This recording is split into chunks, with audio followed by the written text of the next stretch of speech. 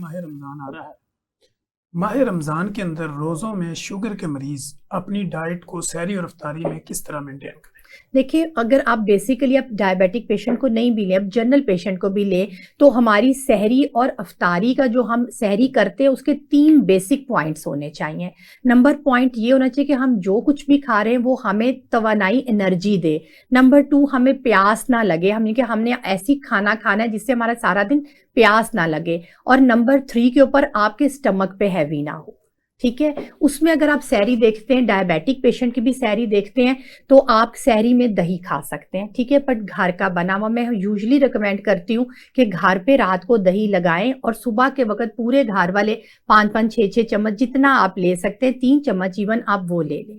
ठीक है, उसके बाद सेकंड पे ये है कि आप अपनी अगर घर वाले होल व्हीट की रोटी, अगर आप होल व्हीट की रोटी के ऊपर आप एडजस्ट हुए हैं, डायबिटिक है, तो कोई इशू नहीं है। आप लें सुबह एक फुल्का, पराठा ना लें, बड़ा बड़ा सा करके एक छोटा फुल्का लें। और अगर नहीं है तो होल ग्रेन का भी रोटी ले सकते हैं। ठीक है, उसके साथ आप अंडा लें। अंडे के अंदर बहुत ज़्यादा प्रोटीन होती है और आपका रिच सोर्स ऑफ प्रोटीन है। तो अगर आप डायबिटिक हैं तो आप कोशिश करें कि आप वेजिटेबल ऑमलेट बनाएं, जिसमें आप स्पिनिश डाल सकते हैं। पालक आजकल बहुत अच्छी आ रही है, इजीली अवेलेबल है, अभी फसल उतरी है, पालक डालें आप उसके अंदर। आप उसके अंदर जिंजर डालें, क्योंकि जो अदरक है वो एंटी इन्फ्लेमेटरी है और वो आपकी डायबिटिक की भी जो इन्फ्लेमेशन है उसको कम करेगा। आप जिंजर डालें, उसके बाद आप हरा प्याज डाल सकते हैं। अगर आपको बहुत अच्छे लगते हैं मशरूम, तो आप मशरूम भी थोड़े से डाल सकते हैं, जो कि एंटी इन्फ्लेमेटरी भी हैं, डायबिटिक के लिए भी और बाकी लोगों के लिए भी बहुत अच्छे हैं। अब एक अच्छा वेजिटेबल ऑमलेट ना कि आप अपने फुल्के के साथ वो लें। ठीक है, उसके अलावा आप ये कर सकते हैं कि जैसे आप उठे हैं, सहरी के लिए उठे हैं, आज कुछ थोड़ा टाइम है, आप रात को थोड़े से चिया सीड जो है ना, वो 1 चम्मच चिया सीड आधे ग्लास पानी में जो है ना वो डाल के सो करके छोड़ दे। सुबह उठ के उस गिलास को आप फुल कर लें। अगर आपका दिल चाह रहा है तो हनी या लेमन डाल के वो चिया सीड आप सुबह पी लें। वो प्रोटीन की भी सोर्स है, आपके स्टमक को भी ज़्यादा वो नहीं हैवी नहीं करेगा और आपको एनर्जी भी प्रोवाइड करेगा। और अगर आप इसके अलावा, ये तो रोटी और वो आपने ले लिया, उसके अलावा अगर आप सैलेड लेते हैं, जैसे गाजर और खीरा आजकल बहुत अच्छा आ रहा है, वो आप लेते हैं तो आपको फाइबर भी मिलेगा। सालन में अगर आप जाना चाह रहे हैं, अगर आप किसी दिन अंडा नहीं लेना चाह रहे हैं, तो आप ये कर सकते हैं कि आप ठीक है, जो रात का आपका सालन बना है आप वो सालन ले सकते हैं, पर नंबर 1 कि एक तो घी उसमें कम से कम डालें। ठीक है, और कोशिश करें ज़्यादा वेजिटेबल वाला सालन ले, ताकि आपकी इंसुलिन स्पाइक्स ज़्यादा सारा दिन नहीं रहेंगी उससे। ठीक हो तो डॉक्टर साहब, साथ में अगर हम अफ्तार की बात करें, सहरी में तो हमने कर लिया, अफ्तार में तो लोगों से सब्र नहीं होता। बिल्कुल। क्या अफ्तारी का बेहतरीन तरीका आपकी नज़र में क्या है? देखिए, अफ्तारी का बेहतरीन तरीका डॉक्टर तनवीर ये है कि सबसे पहले तो ज़ाहिर है कि एज ए मुस्लिम भी हमें सुन्नत भी है आप खजूर से अफ्तार करें। ठीक है, अगर आप डायबिटिक हैं तो आप कोशिश करें आप एक ही खजूर ले लें। ठीक है, अक्सर लोग ये कहते हैं कि जी इस्लाम में तो 3-5 है, तो मैंने डायबिटिक पेशेंट्स को इवन देखा है वो 3 भी नहीं 5-5 खजूरें खा जाते हैं। और अब नया एक सिस्टम आया हुआ फिलिंग वाली खजूरें खाने का। प्लीज़ काइंडली आप, मैं तो सबको एडवाइस करूंगी कि फ्रेश नेचुरल खजूर खाएं। अगर आपको बहुत हो रहा है, एक आध बादाम चलें उसके अंदर डाल लें। अब वो क्रीम वाली, चॉकलेट्स वाली वो खजूरें आप मत खाएं।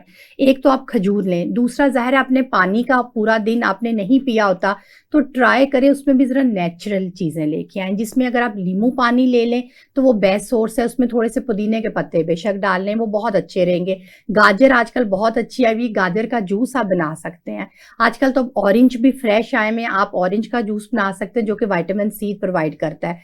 आपने खजूर ली, आपने जूस अपना या पानी पिया, वो लिया, उसके बाद देखें ट्राई करें। अब 2 टाइप के मेरे पेशेंट्स में 2 टाइप के लोग आते हैं। एक वो लोग आते हैं जो कहते हैं हम सिर्फ अफ्तारी करते हैं, हम खाना नहीं खाते। एक वो आते हैं जो कह रहे हैं हम अफ्तारी नहीं करते, हम खाना खाते हैं। अब मैं दोनों को कैटर्स कर सकती हूँ। अगर मैं उसको कहूँगी तुम नहीं करोगे अफ्तारी, तो वो पेशेंट भाग जाता है। मैं उनको कहती हूँ आप अफ्तारी करें, लेकिन कोशिश करें उसमें एक आध चीज़ प्रोटीन की ले लें। जैसे आप कोई अब लेग पीस ले रहे हैं, वो ले रहे हैं, सैलिड ले लें, फ्रूट चाट बनाएं, मगर नेचुरल फ्रूट चाट। प्लीज़ चीनी डाल डाल के नहीं बनानी, आप सारे फ्रूट्स डालें। का ऊपर से हाँ, कुछ नहीं, आपने सिर्फ ऑरेंज फ्रेश लें, उसको ऊपर डालें, अपना थोड़ा चाट मसाला डालें, आप फ्रेश जो है ना फ्रूट चाट खाएं, आप चना चाट खा सकते हैं, ठीक है, वो भी आपके लिए बहुत अच्छी है। आप बीन सैलेड ले सकते हैं इफ्तारी के ऊपर। जहां तक अब मेन बात आ जाती पकोड़े समोसे की, देखिए पकोड़े का बेहतर तरीका ये है, आप लें, बेसन में कोई हर्ज नहीं है, आप बेसन लें, कम बेसन डालें, उसके अंदर वेजिटेबल्स डालें, आप प्याज डालें, उसके अंदर थोड़े आलू डालें, आप पालक ज्यादा सी डालें, और आप सिर्फ यानी कि सॉस पैन के अंदर, फ्राई पैन में, बहुत बड़ी बड़ी कढ़ाइयों में मत बनाएं पकोड़े, एक छोटे से सॉस पैन के अंदर सिर्फ 1 चम्मच घी डाल लें, और जैसे आप शामी कबाब बनाते हैं उस तरह से अपनी आप टिक्कियां लगा के बेसन की आप वो पकोड़ा बनाएं, उसका भी उतना ही अच्छा टेस्ट आएगा जितना फुल ऑफ ऑयल का आएगा। आप वो बना के ले सकते हैं, आप उनको मत लें। फिर तीसरा आ जाते हैं रोल और समोसे की बात। आप ऐसा करें, अगर बहुत ही आपको रोल समोसे पसंद है तो हफ्ते में 1 दिन कर लें। और अभी कुछ पेशेंट्स मेरे ऐसे भी आते हैं जिनको मैं कहती हूँ कि आप जो होल व्हीट है उसकी पट्टी बना के देखें, या एग रोल की पट्टी बना के देखें, वो भी बहुत अच्छी बनती है, और उसको भी ट्राई करें। या अगर आप एयर फ्रायर कर लें तो वो भी अच्छा तरीका है, या कम से कम ऑयल में सॉस पैन के अंदर आ जाए, उसमें घुमा के उसको करके देखें, बजाय इसके कि आप मैदा जो है वो डेली बेस पे ले रहे हो। और स्पेशली जो बाजार के पकोड़े समोसे हैं, प्लीज काइंडली उससे छोड़ दें, वो आपकी सेहत भी खराब करेंगे, और वो एक ऑयल डालते हैं पहले रोजे में, आखिरी और रोजे वही तक वही जाता चलता है। रहता है। वो आप खुद सोचें कि आपका स्टमक, आपके इंटेस्टाइन, आपका लीवर, वो कितनी ज्यादा इश्यूज क्रिएट हो जाएंगे उनको। At the end of the Ramzan आपकी सेहत अच्छी होने की बजाय आप और बीमार हो जाएंगे। अच्छा डॉक्टर साहब, हमने ये देखा है कुछ लोग घरों में भी, जैसे आपने ऑयल की बात की, तो हमने कुछ किचन्स में भी देखा है कि वो पकौड़ों वाला ऑयल ही उन्होंने अलग रखा होता है, जब निकालने होते हैं वही लगाते हैं। तो क्या उसको कब चेंज करना चाहिए? देखिए, आप ऑयल, अगर आप ऑयल यूज कर रहे हैं, आपका ऑयल अगर काला हो रहा है 2 दिन 3 दिन के बाद ऑक्सीडाइज रहा, प्लीज उसको छोड़ दें। वो फिर आप, नुकसान हाँ, देगा। वो नुकसान दे। इसीलिए तो मैं सबको यही समझाती हूँ कि कढ़ाइयों में ऑयल मत डालो, आप सिर्फ 1-2 चम्मच डाल के उसको उसी वक्त यूटिलाइज कर लो, वो खत्म हो जाए। ठीक है। उसी के अंदर आप अपने शामी बनाएं, उसी में पकोड़े बनाएं, उसी के अंदर अंडा, बल्कि इवन लोग हाफ फ्राई अंडा आप 1 चम्मच डालें, ठीक है, उसके अंदर हाफ फ्राई अंडा डालें, उसके ऊपर लिड दे दें। आप देखें वो अंडा उतना ही अच्छा बनेगा जितने बहुत ज्यादा मतलब तेल के अंदर आप यानी बना आप के कहीं उसके ऊपर से पीते डाल हैं। दें उसको, बिल्कुल, ताकि वो स्टीम से पके। हाँ, वो हल्का से 1 चम्मच तो ऑयल ठीक होगा ना उसके अंदर, बिल्कुल तो वो ऐसा। आप देखें वो स्टीम के अंदर बहुत अच्छा बनेगा। ठीक हो गया, यानी वो बहुत ज्यादा ऑयल डाल के उसको नहीं करें, हाँ, नहलाने और की वो जो जरूरत नहीं। पहले रखा हुआ ऑयल और वही बार बार यूज हो रहा है वो मत करें, वो आपकी सेहत के लिए बहुत डेंजरस है। ठीक हो गया। डॉक्टर साहब, हमारे यहाँ लोगों का खाने के बाद गुड़ खाने की रूटीन होती है, कुछ लोग खजूरें खाते हैं।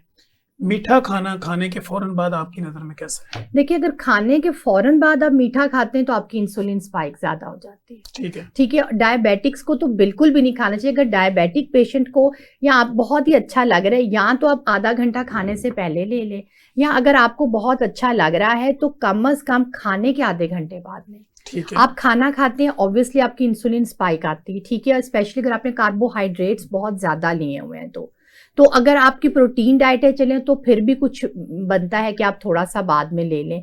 तो आप ट्राई करें कि कोई कम से कम आधे घंटे के बाद ले लें।